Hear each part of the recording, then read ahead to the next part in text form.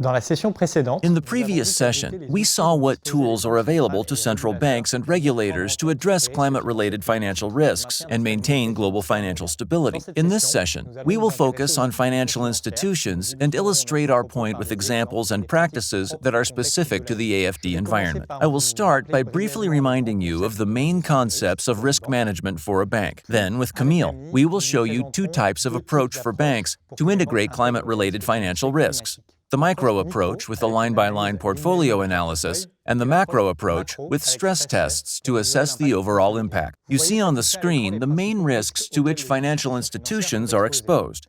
Credit risk, within which sovereign risk can be included, is the risk of financial loss to the bank if one of its customers fails to repay it. Liquidity risk is the risk of not being able to meet its commitments due to a lack of cash or liquid assets. Operational risks, which can be illustrated by pointing out the risks linked to cybercrime. Climate risk as such is not a new risk category. It is integrated into existing risk categories and specifically into credit risk.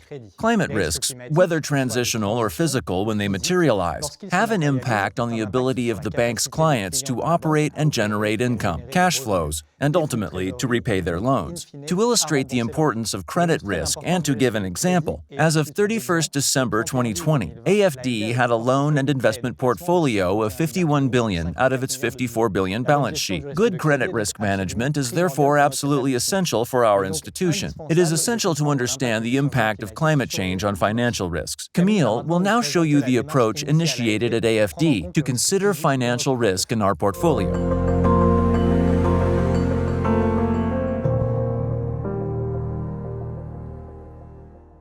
Microeconomic approaches analyze risk at the borrower level. The data is then aggregated to report the bank's overall exposure.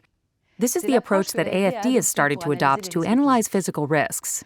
In 2018, a mapping was carried out on a sample of borrowers representing 80% of the portfolio, 60% of the total balance sheet, and 20% of the borrowers.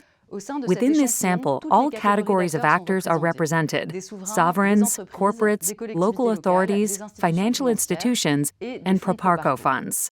Each borrower was assigned a physical risk exposure score, the score itself being composed of 5 climate hazard indicators: extreme heat, extreme rainfall, sea level rise, cyclones, drought.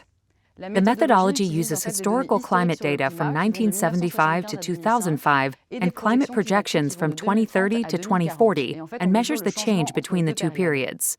This results in a score from 0 to 100 that assesses the exposure of assets to physical risks. The geographical coverage is also very detailed. It ranges from 25 kilometers by 25 kilometers for most indicators, provided that data on the geolocation of the borrower's main assets is available. The initial score provides information on the borrower's exposure, but has many limits. It does not take into account the borrower's potential sectoral sensitivity to climate change, the exposure of its customers and suppliers, or its capacity to adapt and withstand impacts and changes. Nevertheless, the study revealed that the AFD group is exposed to the following in the sample studied. 2% of the outstanding portfolio is highly exposed to 3 climatic hazards. 14% of the outstanding portfolio is highly exposed to 2 climatic hazards, and 45% of the outstanding portfolio is highly exposed to a single climate hazard. This initial mapping effort paved the way for the development of tools and methodologies that were deployed and generalized by AFD from 2021 onwards in the analysis of financial risks related to its clients. We'll come back to this later in the course. I will now hand over to Thomas, who will show you the macro approach.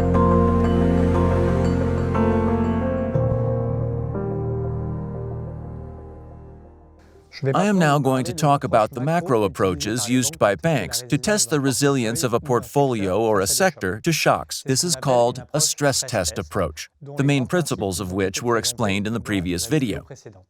Scenarios broken down into hypotheses on sectors, geographical areas, macroeconomic data are provided by the regulator to the bank, which interprets them and applies them to its balance sheet to see what the impact would be on the bank's solvency. Such a test was, for example, organized by the ACPR, our regulator, in 2020 for French banks and insurance companies. Laurent Claire gave you a brief description in the previous video. AFD took part in this exercise, which focused mainly on transition risk. The exercise allowed first to project our outstanding amounts to a 2050 horizon. Second, to understand the mechanisms for transmitting transition risk to our borrowers through a number of key stressed macroeconomic indicators.